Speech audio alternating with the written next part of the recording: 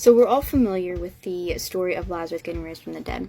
Well, the other week I was reading through that account, and there was something that stood out to me that I felt was very significant.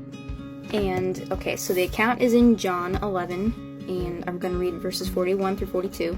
So they removed the stone. Then Jesus raised his eyes and said, "Father, I thank you that you have heard me. I knew that you always hear me.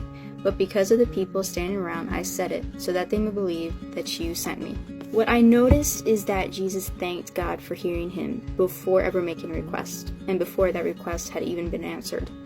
And the confidence that he had in knowing that his Father heard him, and whatever it was that he prayed, he knew that God always heard him. And of course, Jesus knew Lazarus was going to be raised from the dead, so obviously he had reason to have that confidence, but still.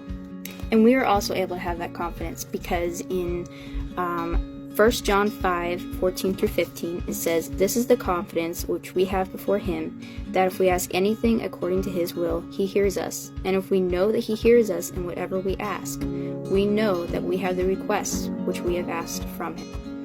Do you believe that Jesus not only hears your prayers, but that he will answer them? But here's a factor that I don't want us to mistake in.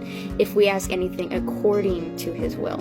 So don't be asking God for an extra $10,000 that you don't need and expect him to be like, "Oh yeah, sure, here's $10,000. No, it doesn't work that way. But if what you are praying is what you know is in line with God's heart's desire, then you can have a confidence that that prayer is going to be answered. And to know God's will, you have to be in his word. And there's a verse, it's John 15, verse 7. "If you abide in me, and my words abide in you, ask whatever you wish, and it will be done for you."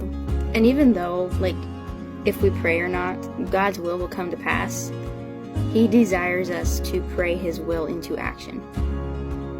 So, that's just my thoughts.